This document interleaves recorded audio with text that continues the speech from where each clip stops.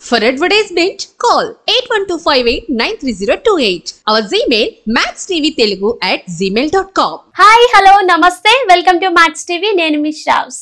ఈ రోజు మనతో పాటు ఉన్నారు life coach, family coach, Ayurvedic and social activities doctor Anu Chowdary గారు. మరి మేడంతో మాట్లాడదామా? నమస్తే మేడం. నమస్తే అమ్మ. ఎలా ఉన్నారు మేడం? ఫైన్ రా, మీరు బాగున్నారా? బాగున్నాను మేడం. ఈ రోజు మనం మాట్లాడబోయే టాపిక్ హెచ్ఐవి. అసలు హెచ్ఐవికి ఎయిడ్స్ కి డిఫరెన్స్ ఏంటి మేడం? హెచ్ఐవి ఎయిడ్స్ రెండు ఒకటే. ఏంటంటే స్టార్టింగ్ స్టేజ్ లో ఉంటే దాన్ని హెచ్ఐవి అని అంటారు, స్టేజెస్ ముదిరిపోయి లాస్ట్ స్టేజ్ లోకి వస్తే దాన్ని ఎయిడ్స్ అంటారు. హెచ్ఐవి అంటే human immuno efficiency virus, AIDS అంటే acquired immuno efficiency syndrome. So ఏంటంటే ఎప్పుడైతే మనకి బాడీలో ఈ వైరస్ అటాక్ అవుతుందో, అటాక్ అయిన టైంలో ఫస్ట్ స్టేజ్ లో ఉండి బాడీలో ఇమ్యూనిటీ ఎక్కువగా ఉంటే సో వీళ్ళు 1 or 2 స్టేజెస్ వరకు ఈ హెచ్ఐవిలోనే ఉంటారు. కానీ కొంతమందికి ఇది వచ్చినా కూడా దీనికి కరెక్ట్ ఫుడ్ తీసుకోకుండా ఉంటాం, అదేవిధంగా కరెక్ట్ మెడిసిన్ వాడకుండా కొంచెం విచ్చలవిడి జీవితం గడుపుతూ లెక్క చేయకుండా ఉండే వాళ్ళకి ఎయిడ్స్ స్టేజ్కి మారుతుంది. సో జబ్బు ముదిరితే లేతగా ఉంటే హెచ్ఐవి, అదే ముదిరితే దాన్ని ఎయిడ్స్ అని అంటారు. ఓకే మేడం, ఈ హెచ్ఐవి ఈ వచ్చినట్టు మనకి ఎటువంటి సైన్స్ అండ్ సిమ్టమ్స్ ఏమైనా కనిపిస్తాయా మేడం? యా, కనిపిస్తారా. ఫస్ట్ ఎలా ఉంటదంటే లైక్ ఇమ్యూనిటీని బట్టి కనిపిస్తాయి సిమ్టమ్స్ కూడా.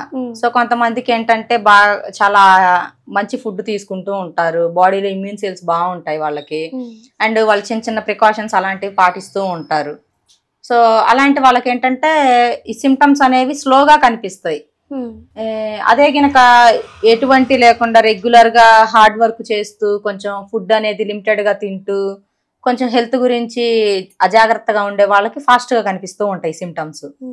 సో ఆ సిమ్టమ్స్ ఏంటి అని మనం చెప్పుకున్నట్లయితే కోల్డ్ ఉంటది, కొంచెం కోల్డ్, లైట్ గా కాఫ్, థ్రోట్ పెయిన్ అంటూ ఉంటది, కొంతమందికి ఫీవర్ వస్తూ ఉంటది, అండ్ కొంతమందికి జాయింట్ పెయిన్స్, నీ పెయిన్స్, అండ్ ఇక్కడికి మేడ పైన వాపులా కనిపిస్తూ ఉండడం, టంగ్ డ్రై అవ్వడం, మౌత్ డ్రై అవ్వడం, అండ్ మిడ్ నైట్స్ నిద్ర పట్టకుండా ఉబ్బగా ఉండడం, చెమట పోయడం.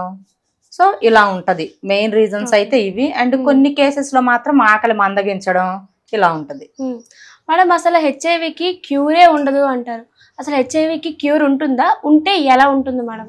హెచ్ఐవికి క్యూర్ ఉంటుందా ఉండదా అని మనం ఈరోజు చెప్పుకుంటే, నాకు తెలిసిన వరకు సృష్టిలో దేవుడు ఒక తప్పుని, ఒక నష్టాన్ని, ఒక జబ్బుని ఇచ్చాడు అంటే దానికి ఖచ్చితంగా క్యూర్ అయ్యేది కూడా ఇస్తాడని చెప్పి నా నమ్మకం.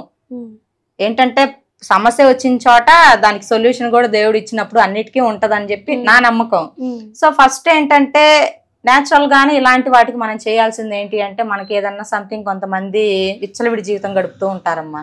సో అలాంటి వాళ్ళు ఏంటంటే కొంచెం మినిమం ఈ జీవితాలను గడిపొచ్చిన తర్వాత గోరువెచ్చని నీళ్లు తాగడం, వాటితో స్నానం చేయడం, కొంచెం టర్మరిక్ పౌడర్ వేసుకొని, వేపాకు వేసుకొని ఆ వాటర్ని బాగా మరిగించి ఆ వాటర్ని తీసుకోవడం, అండ్ వెల్లుల్లి ఉంటది. సో పాలల్లో వెల్లుల్లి దంచకుండా పైన పొట్టు తీసేసి డైరెక్ట్ గా పాలల్లో వేసేసి మరిగించి అవి తాగడం. ఇవన్నీ తాగడం వల్ల ఏంటంటే ఇవి మనకి నేచురల్ గా దొరికే యాంటీబయాటిక్స్.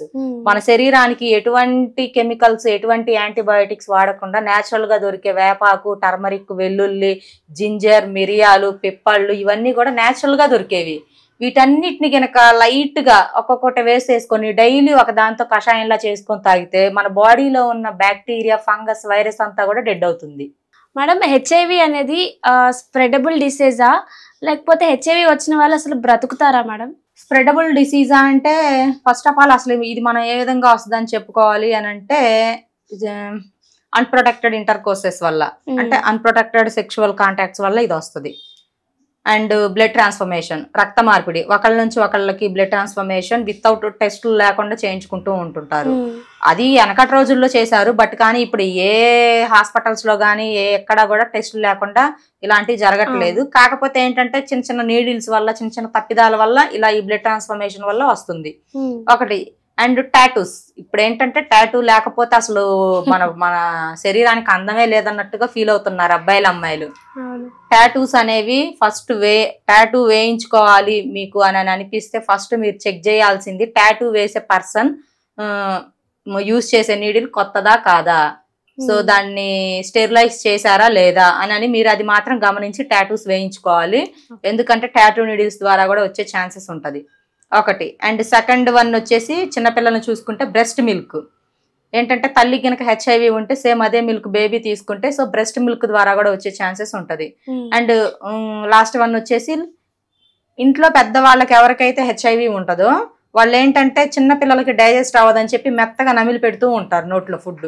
సో అలా పెట్టడం వల్ల ఏంటంటే లాలాజలం ద్వారా వచ్చే ఛాన్సెస్ ఉంటది. కొంతమంది లాస్ట్ వీడియోలో లాలాజలం ద్వారా రాదు కదా అని చెప్పి కామెంట్ పెట్టారు.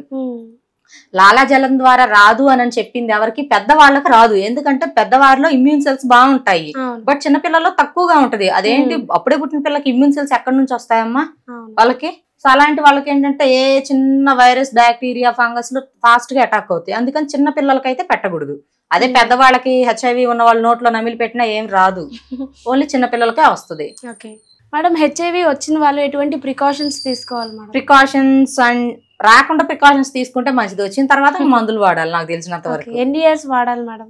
ఎన్ని ఇయర్స్ అంటే డిపెండ్స్ ఆన్ వైరస్. సో వాళ్ళ బాడీలో అసలు ఎంత వైరస్ ఉంది, వాళ్ళ జీవిత విధానం ఎలా ఉంది. First stress, mind set important. Stress control చేసుకోవడం అనేది ఇంపార్టెంట్.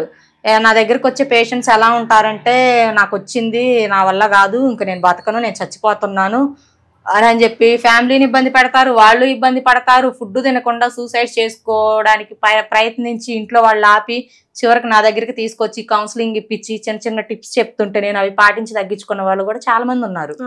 లైక్ ఏంటంటే ఆ టిప్స్ తిప్పతీగ ఉంటదమ్మా మనకి న్యాచురల్ గా.